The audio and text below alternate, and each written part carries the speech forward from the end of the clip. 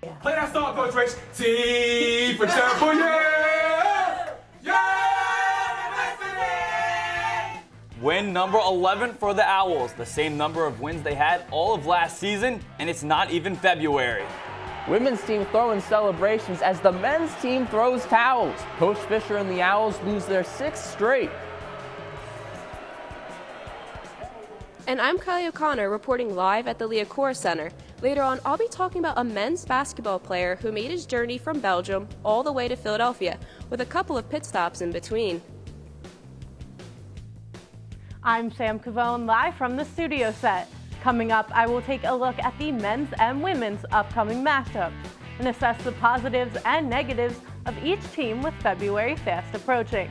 Courts in Session is live and it starts right now.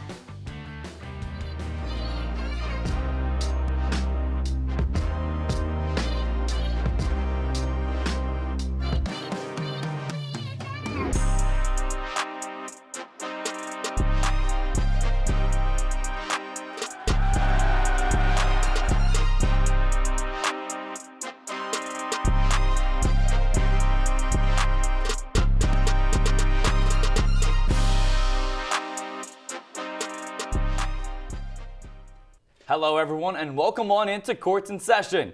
He's Jake Gable and I'm Hayden Vandell. There is a lot to talk about. 2 men's games along with 2 women's games since the last time we hung out. Just like most of the season, 2 very different stories between the 2 different teams heading in 2 opposite directions. We start with the women who were at Tulane on Sunday. The Green Wave came into this game just 1-6 in conference play, but 7-3 at home. The Owls searching for their 5th win in the American. A Sunday matinee at Devlin Fieldhouse in Louisiana. First quarter, Tiara East running the fast break finds Tariana Gary for the 3 early.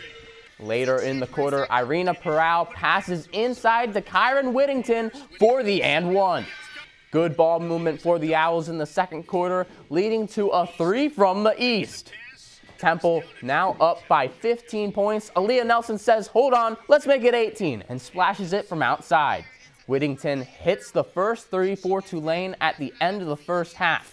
Temple hit 6 threes by this point. Next possession, Demi Washington gets the shooter's roll as the Owls dominate that first half. Deep into the third, Temple still with the large lead. Inez Piper makes it just a little bit larger. Fourth quarter now, Piper finds East for one of Temple's 15 assists. Nelson out in transition, finds Gary for her 4th 3 of the game, accounting for 4 of the Owls' 7 threes in the game. Whittington, working against the defense, gets the bucket to fall, but too little, too late. Temple walks out of Tulane with a dominant victory from start to finish, winning 68-50. The 18-point victory is the largest margin of victory in conference play in the Diane Richardson era. Demi Washington broke her career high in the points department with 22. Gary had 16 in back-to-back games off the bench, drilling 4 3-pointers. For the Green Wave, Kyron Whittington led them with 14 on 6 of 7 shooting and maybe contributed with 10. Hayden, what do the Owls defense and TSA have in common? What? You can't get anything past them. They've held opponents under 55.7 different times this season. Temple is allowing 62 points per game, which is 6th in the American Athletic Conference. Since conference play has started, the defense has been even better, averaging less than 60 points per game allowed. They also force turnovers, about 20 a game. Tulane made only 2 threes against the defense in the Owls' win. Let's go back 1 game prior when the Owls traveled to Dallas to take on SMU in a wild one. Jar East leads the Owls in steals, and she adds another one to her resume and takes it all the way to the cup with the left. Temple trying to force another turnover. They bring over a double team and Tiara Young, and it leaves Reagan Bradley wide open for 3. Late in the second quarter, Temple in a zone now, and it's Jaya Perry in perfect positioning to sink the 3-ball. Then we go to the fourth quarter, and now this is when things start to get a little bit chippy. Demi Washington and Tariana Gary takes it all the way to Inez Piper, and she hits the floater to give the Owls a 7-point advantage. Now, Demi Washington shoves TK Pitts to the floor. No foul initially called. He's trying to put the game out of reach, but misfires. Temple with the offensive rebound, and a foul is called. Now watch this reaction that we're going to see from the bench as players start shoving each other. Aaliyah Nelson bumped into TK Pitts, who shoved Nelson. Then Easton Washington start throwing her out of the way. Washington gets charged for an intentional foul for a shove at half court, and Nelson and Pitts do as well.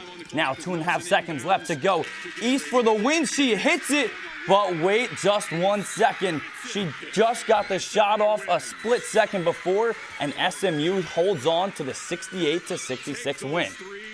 In their last 2 losses against SMU and Memphis, the Owls lost by a combined 4 points. There was no help that their leading scorer in Aaliyah Nelson did not make a single shot from the field in the SMU game. Washington finished with 17 points and 7 rebounds. Tiara East had 10 points but finished without a single assist and 5 turnovers. For the Mustangs, Shantae Embry had 24, a career high. Tiara Young also put up 17 for SMU. Embry and Young also combined for 5 assists and 14 boards. We now bring on Courts in Session beat reporter Sam Cavone to the desk to talk about Diane Richardson's squad. Thanks for joining us, Sam. Thanks for having me, guys. Sam, the women find themselves in 4th place in the conference, winning 4 of their last 6. What's been the difference from this year to last year? Well, I think the main difference is the fact that this team is getting fast starts. These fast starts are getting their momentum going. It's leading to victory a lot of the time. They did lose against SMU with the fast start, but they continue to outscore them throughout the game until the very end. Like Hayden mentioned, they lost by 2. Now, they've scored in the first. They've scored first in every quarter except against Tulane, except in that first quarter, which resulted in an 18-point win. I believe that this goes to show that the Owls thrive on this momentum. They thrive on this fast pace, and they can definitely get far in the conference if they keep this up. For me, the difference from last year to this year, the equal opportunity offense is living up to its name. Diane Richardson loves to talk about that offense that she's designed, and it's been working. 8 different Owls have finished a game as the team's leading scorer. Aaliyah Nelson usually leading the team in points. She only scored 9 combined points the past 2 games. That's because Demi Washington put a good showing on and has replaced her production and has scored 39 points in the past 2 games. Yeah, for me, I just think it's Temple taking care of the basketball. They have the least amount of turnovers per game in the conference, and they also are averaging about 10 steals per game. They also take a lot of shots while keeping the opponents to not shooting a lot because of their offensive rebounds. I think that's been a key advantage, especially on the defensive end, where they are 6-0 in games where they have not allowed 50 points or less. That's more than half their wins.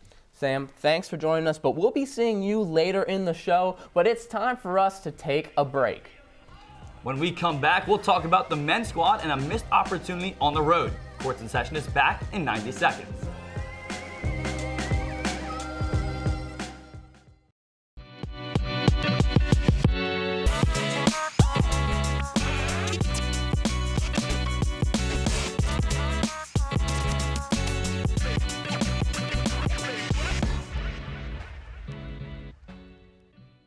Welcome back. We talked about all the good things from the women's squad. Now it's time to talk about the men.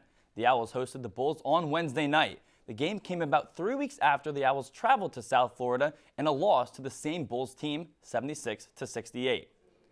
The Cherry and White trying to get revenge from a road loss. Matteo Piccarelli 4-3, count the basket and the foul. We'll hear his name later. Now check out this ball movement from the Bulls.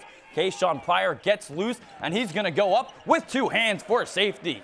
Then Jalil White finds a cutting Piccarelli, who's going to lay it in over Pryor. He poured in 23 points, a personal best in Cherry and White. The second half, here's Jalil White using the baseline, driving in, spinning, and finishing over contact.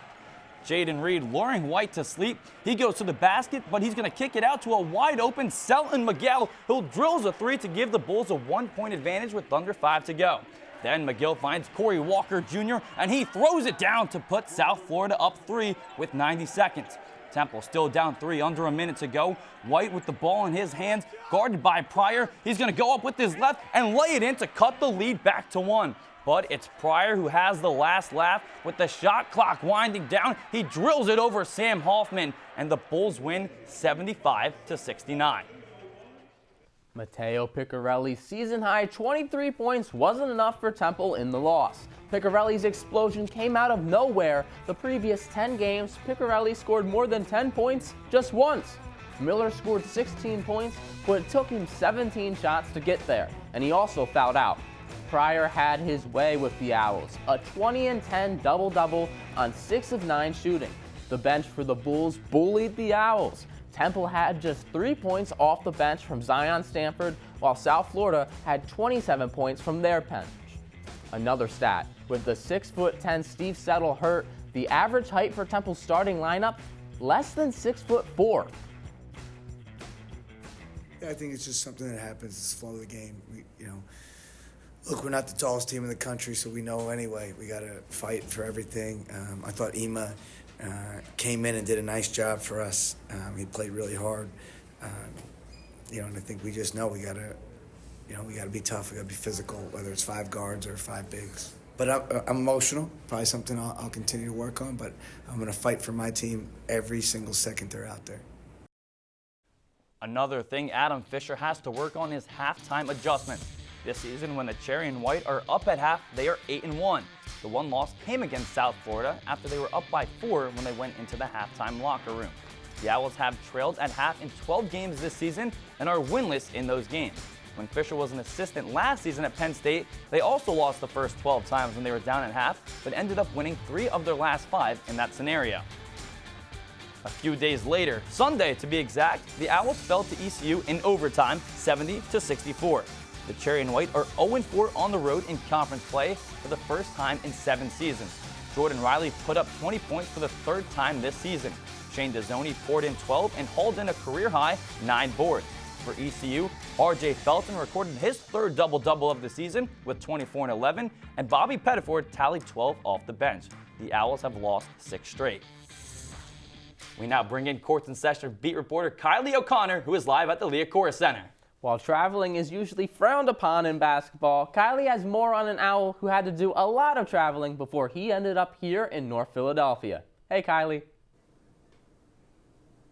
Thanks, guys. There are only 3 international players on the men's basketball team, and one of them comes all the way from Brussels. Sam Hoffman started playing basketball at a very young age, and in high school he even won the bronze medal at the European Championships for U18 and U20. Temple forward Sam Hoffman was born thousands of miles away from North Broad, in Brussels, Belgium to be exact. This is where he started playing basketball at just 5 years old. Yeah, my mom was always a huge basketball fan, so she got me into basketball. After moving to the U.S., his journey started far from Temple with many stops in between. At age 19, Hoffman moved to Detroit, where he started his collegiate career at the University of Detroit Mercy. It was mainly a basketball decision and combining that with trying to pursue a bachelor's degree. Then from Detroit to a community college in Salt Lake City. But he wasn't done there. One more stop in Texas where he played for Houston Christian University, his first D1 opportunity. I've been a little bit all over here, so I started in Detroit, then I went to Salt Lake City, and then my last 2 years I was in Houston. That's 4 stops in the U.S. before ending up on North Broad. In Hoffman's final year of eligibility, he averages 6 points in roughly 31 minutes per game.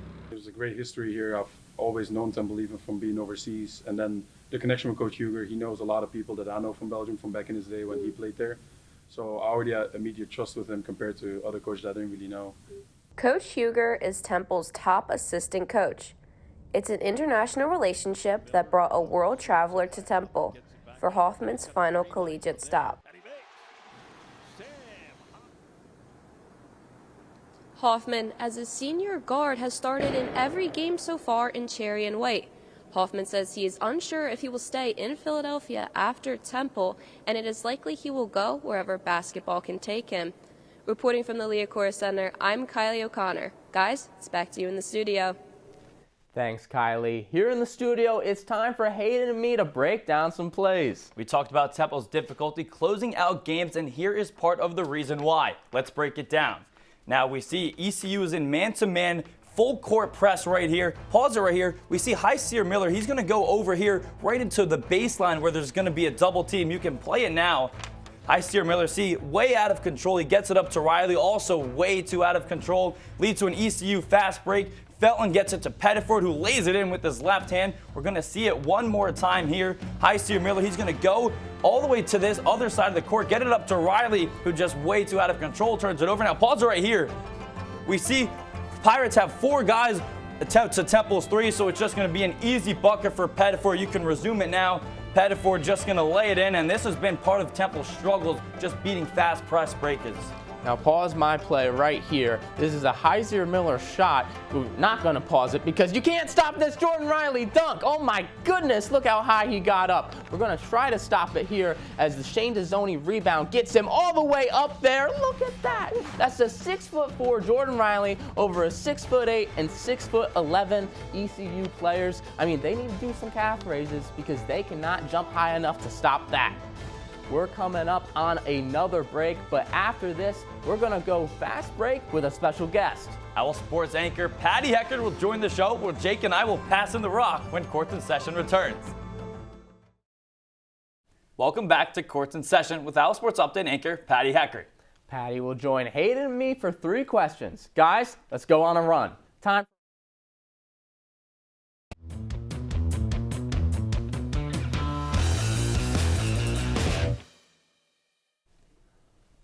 We'll start with the men for question 1. They were up 8 points with just over 3 minutes to go in regulation against ECU.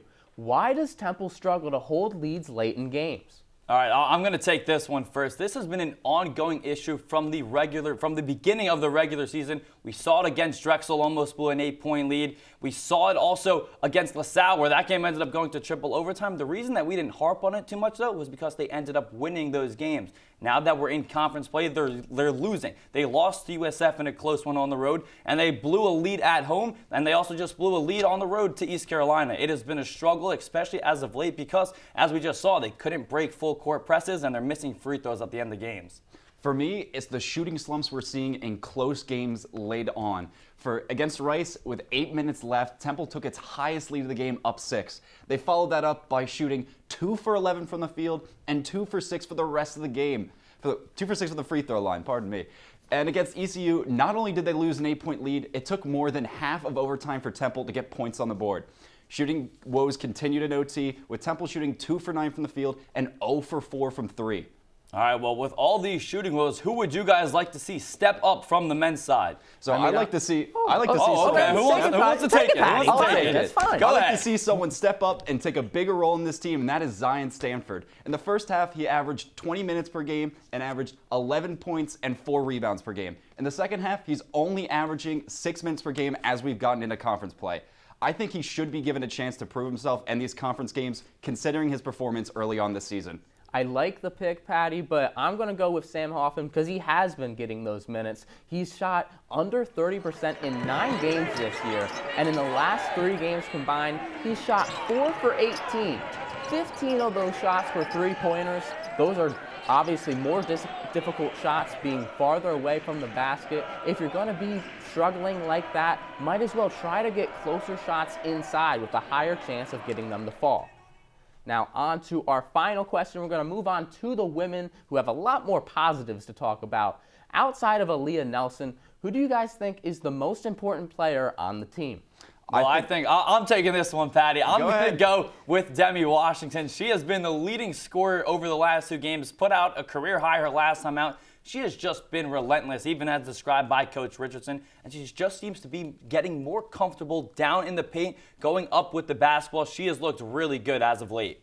For me, I think it's got to be Rain Tucker. She doesn't make it rain like Aaliyah Nelson, but she puts the pain in paint, leading the team in rebounds with 7.5 rebounds per game. Last year, the team lost forwards Brittany Gardner and Coranda Perea. And not to mention, their leading rebounder was 5'10" guard Tiara East. This team needed help in the paint and got it with Rain Tucker.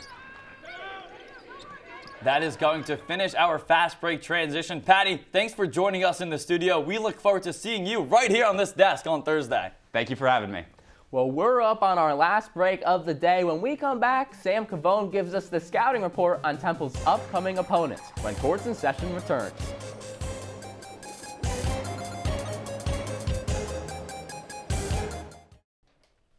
Welcome back to Courts in Session. Sam Cavone joins us yet again from the studio set to give us some insight on both programs' next opponent. Hey, Sam. Thanks, guys. This week, I will be taking a closer look into the men's and women's upcoming matchups, as well as assessing what they do well and how Temple could potentially walk away with the win.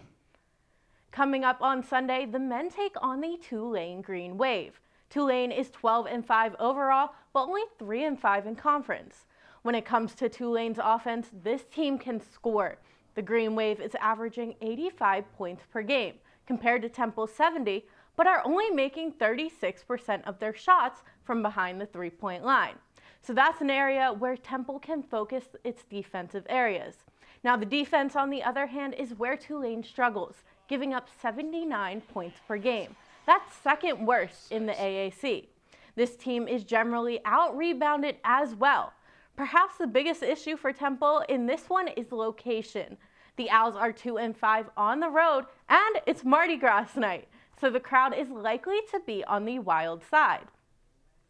The women also have a game on Sunday against the Charlotte 49ers. The 49ers are 12-8 overall and 5-3 in conference play. This 49ers offense is pretty strong. They've been struggling a little bit lately, but we have to give them credit. They are fourth in the AAC, averaging 65 points each game. Charlotte also makes 73% of its free throws. Now the defense is not as strong as the offense, but it's solid. They're giving up 68 points per game, which is the same as Temple. But the 49ers have busy hands. In the last game against Tulane, Charlotte forced 22 turnovers. Temple beat this Charlotte team once. I believe they can do it again once.